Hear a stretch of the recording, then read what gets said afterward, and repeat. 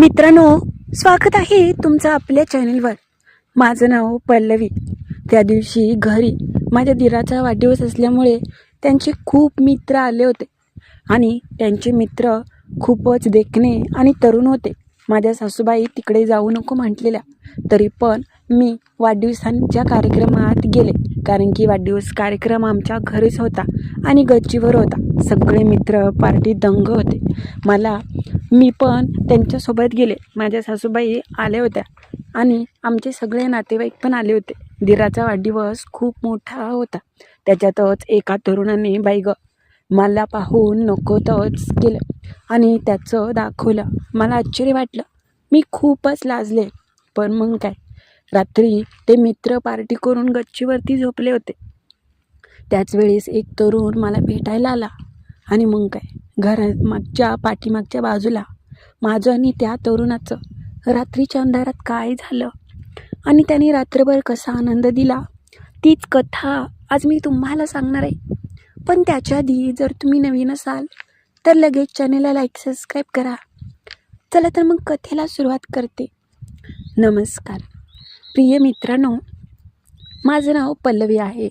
आमच्या गल्लीत आणि आम्ही जिथे राहायचो त्या कॉलनीमध्ये, त्या घराच्या आसपास खूप तरुण मुलं होती आणि माझं लग्नाला चांगले 6 ते 7 महिने होऊन गेले होते.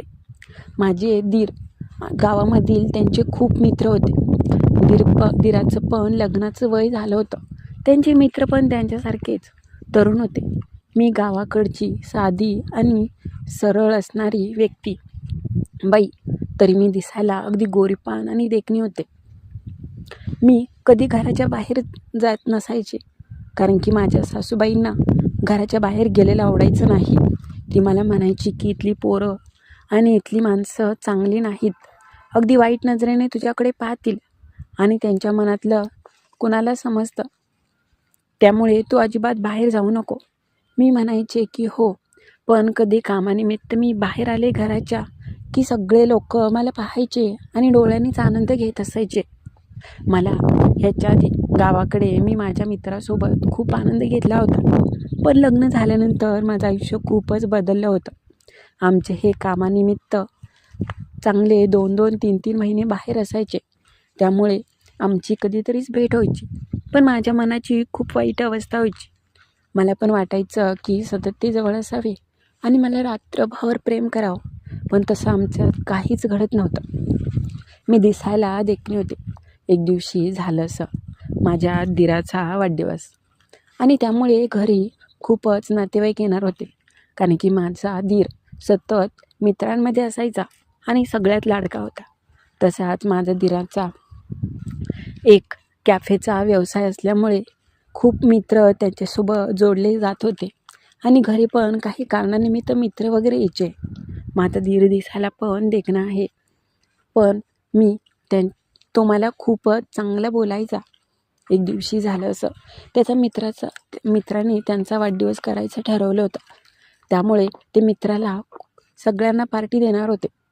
गच्चीवरती हा सगळा कार्यक्रम होणार होता. माझ्या सासूबाईंनी आधीच मला सांगितलं होतं की सुनबाई, तू अजिबात यायचं नाही तिथे. मात्र माझ्या दिराने विनंती केली आणि नणंद पण माझी म्हटली की अगं आई, असू दे, येऊ दे वहिनीला, पण थोड्या वेळ थांबेल आणि नंतर घरी येईल. त्यावेळेस आत्या माझ्या म्हणाल्या की हो, यायचं काही मला हरकत नाही गं, पण तिथे किती मुलं असतात आणि कोणाची नजर कशी सांगावी.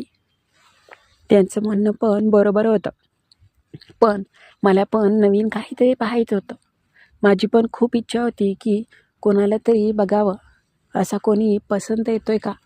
मात्र सासूबाईंच्या पुढे माझं काहीच चालत नसायचं.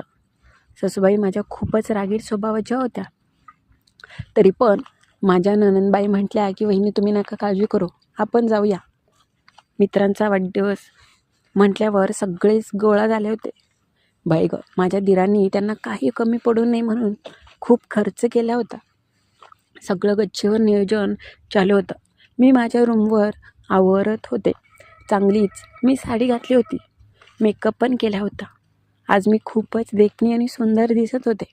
मी माझ्या रूममधून हॉलमध्ये आले. त्याच वेळेस एक तरुण अचानक आमच्या घरामध्ये आला आणि म्हटला की सगळ्यांना वरती बोलवले, तयारी झाली आहे, तुम्ही केक फ्रीजमध्ये ठेवलेला कुठं आहे? मी म्हटलं की आतमध्ये आहे किचनमध्ये, थांबा मी देते.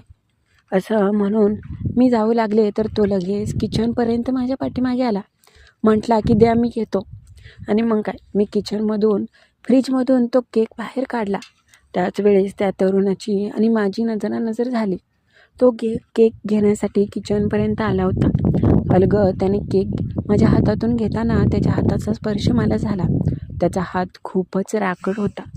दिसायला पण तो खूपच देखणा आणि तरुण होता. मी त्याला पाहून सुरुवातीला लाजले, पण तो लगेच मला पाहून गालातल्या गालात हसला. मला बाई असं करताच खूप लाज वाटली. माझ्यासोबत हे असं पहिल्यांदाच घडत होतं. पण काय माहीत, त्याच्या हाताच्या स्पर्शाने माझ्यामधील एक असलेली बाई अगदीच त्याच्या समोर आली आणि माझ्या भावना वेड्यापिशाच झाल्या. माझ्या भावना जाग्या झाल्या. मी मात्र स्वतःला तरी सावरलं. नंतर तो वरती गेला. जाताना त्याने एकदा दोनदा मला वळून पाहिलं, पण घरामध्ये इतर पण नातेवाईक होते, त्यामुळे त्यांच्या देखता मी त्याला अजिबात पाहून पण दुर्लक्षित केलं आणि असं दाखवून दिलं नाही की मी पण त्याला पाहून वेडीपिशी झाले. त्याने मला पाहिलं आणि नंतर गच्चीवर गेला. गच्चीवरती गाण्याचा आणि डीजेचा खूप आवाज चालू होता. सगळ्यांना जेवणासाठी चांगलंच प्रकारे केलं होतं. मग काय, आमच्या घरातले सगळेजण आम्ही गच्चीवरती निघालो. मी एका कोपऱ्यात लांब थांबले होते. माझ्या जोडीला माझी नणंद बारकी, तिचं नाव पूजा होतं, ती थांबली होती. पूजापेक्षा मी खूपच आज देखणी आणि खूपच अगदीच मादक दिसत होते. अचानक माझी नजर बाजूलाच उभ्या असलेल्या त्या तरुणाकडे गेली आणि तो मलाच पाहत होता. त्याला पाहून मी माझी नजर अगदी खाली घेतली, पण पाहत चोरून मी पण त्याला पाहू लागले. बाई गं, त्याला समजलं होतं की नक्की मला काय पाहिजे ते, माझ्या मनात काय आहे. कदाचित त्याने हे ओळखलं होतं की मला पण तो आवडला आहे. सगळेजणच त्या डीजेच्या तालावर डान्स करत होते, पण त्याची नजर फक्त माझ्याकडे होती. नाचत तो तर नव्हता, मात्र तो मलाच निहाळत होता. मग काय, हळूच त्याने बाजूला होऊन त्याचं मला वरूनच दर्शन दाखवलं आणि त्याचं दाखवताच बाई गं, माझं मन अगदीच घायाळच झालं आणि नको म्हणत असताना पण माझी नजर त्याच्याकडे हेरली जाऊ लागली. मी काय करू ते मला समजत नव्हतं. मात्र त्यांना जे करायचे ते करत होता. कोणी पाहिल म्हणून मी सतत त्याला अगदी टाळाटाळ करत होते, पण त्याने बरोबर दाखवलं. आता मला राहवत नव्हतं. मी पण त्याच्याकडे पाहून हसले, पण मला तिथे थोडंसं घाबरल्यागत झालं. नंतर आम्ही सगळे रूममध्ये आलो. ते सगळे वरती जेवणासाठी बसले. रात्री मित्रांची पार्टी, त्यामुळे पिण्यासाठी खूपच सगळं माझ्या दिराने करून ठेवलं होतं. आज खूपच खर्च केला होता. रात्री मी माझ्या रूममध्ये एकटीच असायचे. सगळेजण वर गच्चीवर होते, त्यामुळे घरात तर कोणी येत नव्हतं. बाहेरून जायला जिना होता. मग काय, संध्याकाळचे 12 ते 1 वाजले. सगळेजण शांत होऊन गच्चीवर काही जण झोपले. मात्र मी इकडे रूमवरती होते, माझ्या रूममध्ये. मला पण आज काय झालं होतं. तो तरुणच दिसत होता, त्याचं नाव पण मला माहीत नव्हतं. मात्र त्याने जे मगाशी मला काय केलं होतं आणि जे काही दाखवत होता ते आहे असं माझ्या डोळ्यासमोर येत होतं. मला पण ते पाहण्यासाठी खूपच माझी उत्सुकता वाढली होती की नक्की त्याचं कसं असेल. क्षणामध्येच मला त्याचं एवढं आकर्षण झालं होतं की असं वाटत होतं आत्ताच जावं आणि तो जर असला तर त्याच्याकडून माझी इच्छा शांत करावी. मात्र त्याच वेळेस मी अगदी तहान लागली मला आणि म्हणून मी उठून किचनकडे जाऊ लागले. किचनकडे गेल्यानंतर पण माझ्या समोर तोच येऊ लागला. घरामध्ये सगळे गाढ झोपले होते. खूपच अंधार होता, त्यामुळे आता ह्यावेळेस कोणी झोपेतून उठणार तर नाही हे मला माहितीच होतं. मग काय, त्याच वेळेस हळूच मी दरवाजा उघडला आणि मी पाहिलं की कोण दिसतंय का. आजूबाजूला सगळी शांतता होती. जिन्यावरून हळूच मी चालत वर चालले. त्यावेळेस अचानक मी पाहिलं की सगळे गाढ झोपले आहेत आणि कोणसुद्धा जागं नाही. तो तर मला कुठे दिसतच नव्हता. म्हणून मग मी पुन्हा अगदी काही न बोलता जिन्यावरून खाली उतरू लागले. त्याच वेळेस तो मला म्हटला की वहिनी. ह्या आवाजाने सुरुवातीला माझं काळीज धड केलं. मात्र अचानक माझी नजर गेली तर तो होता. तो म्हटला, काय पाहिजे का? मी त्याला अगदी शांत बस म्हटलं, आवाज करू नको. मग काय, लगेच तो वरून खाली उतरून माझ्याजवळ आला आणि म्हटला की कोण पाहिजे? मी म्हटलं काही नाही. का हो, मला शोधत होता का? असा तो मला म्हटला. मी मात्र खूप लाजत होते. तो म्हटला, नक्कीच तुम्ही माझ्यासाठीच आला असाल. मी म्हटलं की तसं समज, कारण की मला आता नाही राहावत तुझ्याशिवाय. तो म्हटला, मग चला ना मग, हो चालू. मी म्हटलं, अरे नको, इथे कशाला? कोणी पाहिलं तर अगदीच सगळीकडे होईल आणि तुला ते माहीत आहे घरातल्यांचा स्वभाव. मग मी म्हटलं, असं कर, मी रूममध्ये जाते, तू पण तू रूममध्ये ये. तो म्हटला की हो, पण घरातले नाही कोण जागं, तू ये माझ्या पाठीमागे. मी चालत चालत पुढे येत होते आणि तो बरोबर माझ्यासोबत माझ्या रूममध्ये आला, जिथे फक्त मी होते. दरवाजा पुढे जसा ढकलला, बाई गं, त्याने मला जवळच घेतलं. मिठीत घेऊन तो मला आनंद देऊ लागला. खरंच कमालीचाच होता तो. मला मात्र सुख भेटू लागलं. त्याच्यामध्ये एक वेगळेपणा होता. जवळ घेतलं आणि वेड्यासारखं ओठांवर ओठ टेकवले. मी म्हटलं, अरे काय करतोय हे? तो म्हटला की आता तुम्ही फक्त शांत बसा, मला जे काय करायचं आहे ते माझे मी करेन. मग काय, आता मी त्याला नाही म्हणू शकत नव्हते. तो मला देऊ लागला सुख. माझ्या भावना वेड्यापिशा झाल्या. आमच्या घरामध्ये सगळं होत होतं. रात्री वाढदिवसाची पार्टी झाल्यानंतर मला माहिती नव्हतं की माझी पण अशीच पार्टी होईल चांगली. मग काय, इतक्या उशीर मी त्याला लांबून पाहिलेलं. पण काही गोष्टी जर आपण सतत विचार केला तर त्या आपल्या आयुष्यात नक्कीच घडतात. आणि तसंच झालं. ज्याचा मी विचार करत होते एवढ्या उशीर, ती गोष्ट आता माझ्यासोबत होत होती. मला मात्र विश्वासच बसत नव्हता.